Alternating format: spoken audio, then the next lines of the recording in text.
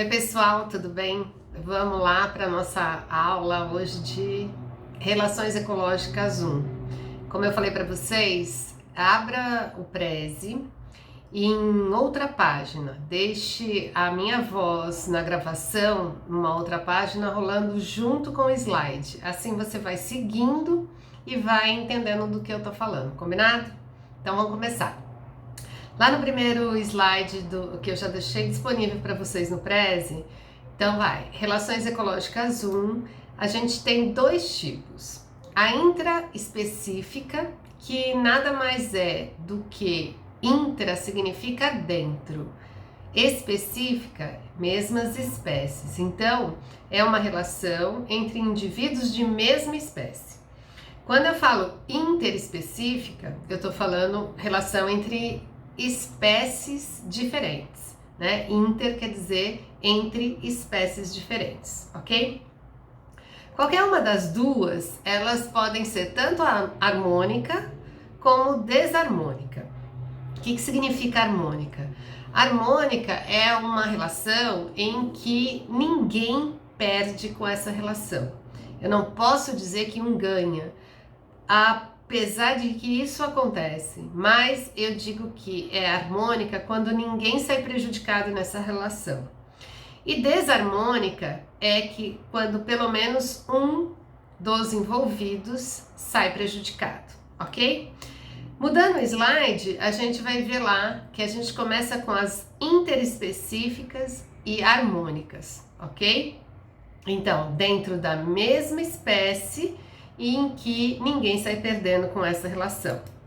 O primeiro exemplo que a gente tem aí são as colônias. O que as colônias são, na verdade? São indivíduos de mesma espécie que estabelecem uma relação, mas eles têm uma ligação anatômica, quer dizer, eles são grudados, eles são ligados anatomicamente, estruturalmente. Isso significa o quê? Que eles formam parece um único corpo, tá? Então, quando você olha o coral que vocês estão vendo aí são corais que são isomorfos. O que quer dizer? Iso quer dizer igual, morfo quer dizer mesma forma. Então, todos esses prolongamentos que vocês estão vendo do lado esquerdo aí no coral, significa que são indivíduos e esses indivíduos são ligados anatomicamente. Então, eles têm a mesma forma, por isso isomorfo. Eu podia ter corais que têm formas diferentes, então eles são colônias do mesmo jeito, porém eles são heteromorfos, formas diferentes, ok? Do lado direito você está vendo uma caravela do mar. Parece que é um ser único, mas na verdade o que a gente está vendo aí é uma colônia. É uma colônia que ela é composta por um indivíduo flutuador, que é esse que está em cima da água, e você está vendo várias partes na parte de baixo da água que parecem tentáculos, mas na verdade são indivíduos também que são ligados a esse corpo flutuador. São indivíduos que têm a função um de nutrição, outro de reprodução, outro de defesa e assim por diante. Parece que é um indivíduo só, mas na verdade o que você está vendo na caravela do mar é uma colônia, indivíduos de mesma espécie e que são ligados formando parecendo um corpo só. Diferente da água viva, tá? A água viva é um único organismo mesmo, ok? Então não faça confusão.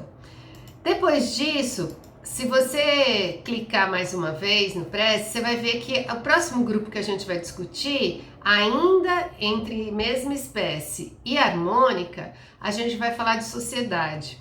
A sociedade são esses indivíduos de mesma espécie que diferenciam da colônia porque eles não são ligados anatomicamente, há uma divisão de trabalho e eles trabalham para o bem comum.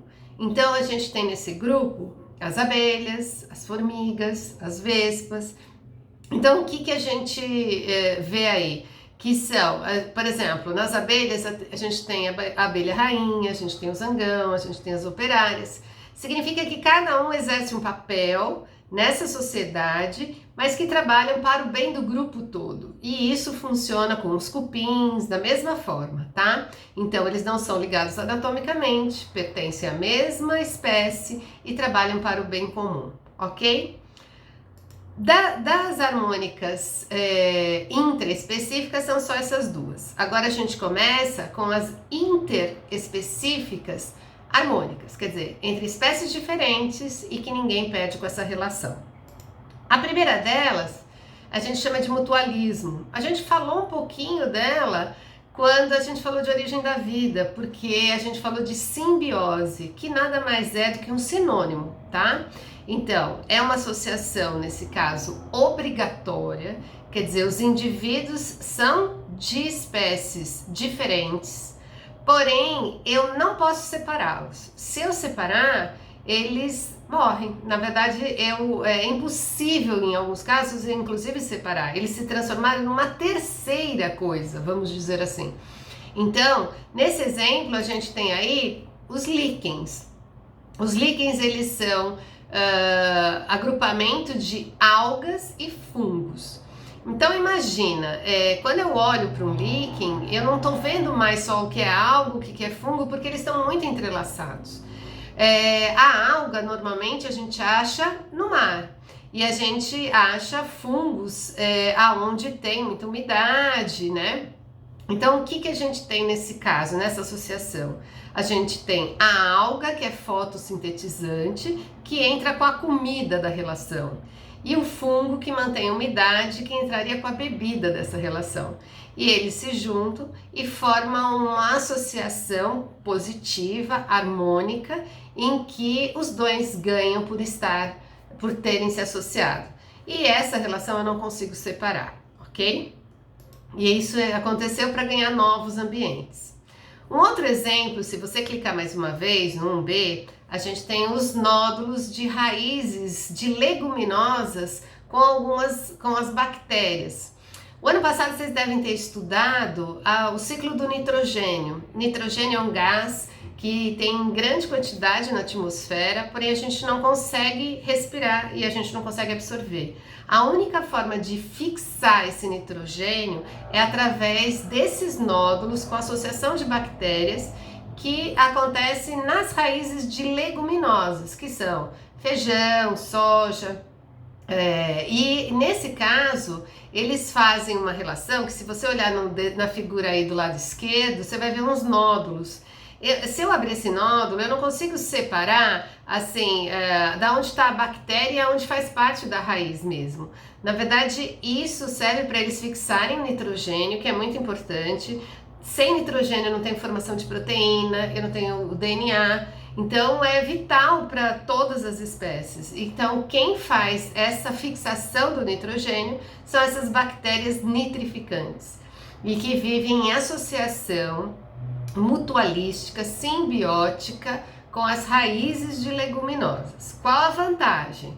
Na verdade, as bactérias conseguem alimento, elas conseguem proteção e ao mesmo tempo fixam o nitrogênio para a planta, que é extremamente importante para a vida dela, ok? Aí a gente tem um outro exemplo aí, que são os ruminantes e bactérias. Nesse caso, a gente tem o gado, a gente tem esses animais que vivem, ruminantes eu falo, é aquele que fica, parece que está mascando chiclete o tempo todo, mas é aquele que está se alimentando de vegetais. No vegetal tem a celulose, que é um carboidrato que ela não é digerível, né, facilmente. Quem consegue fazer isso são alguns grupos de bactérias e protozoários. Então, no sistema digestório desses animais, desses ruminantes, existem bactérias que fazem essa digestão da celulose e elas, em troca disso, ganham abrigo e ganham a própria alimentação. Então, essa relação mutualística, se eu tirar as bactérias desses ruminantes, eles morrem de fome, porque eles não vão conseguir digerir a celulose, né? Não vão ter quem ajude para essa digestão, para eles aproveitarem o nutriente. E a bactéria ganha um abrigo e proteção.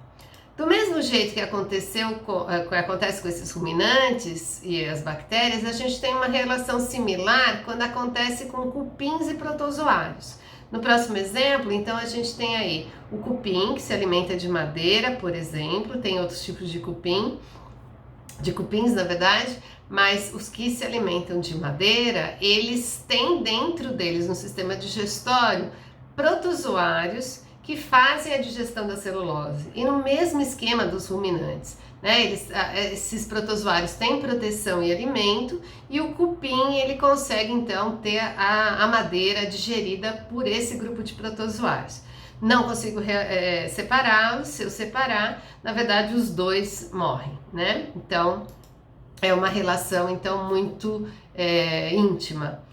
No outro exemplo, a gente tem se você olhar esses corais que são verdes, na verdade, eles são verdes porque eles vivem em associação com um grupo de algas que fazem a fotossíntese, então promovem alimento para esse coral, e em troca disso as algas recebem então tanto proteção local para se instalar e também nutrientes e minerais, ok? Um outro exemplo que a gente tem é a protocooperação, que é uma associação assim não obrigatória de benefício mútuo. Então, o que quer dizer assim? Eles se associam, mas eu posso separá-los. Se eu separar, não é que eles morrem, na verdade, eles não vão ter tanta vantagem assim. A gente vai ver daqui a pouquinho, no próximo vídeo, exemplos sobre isso.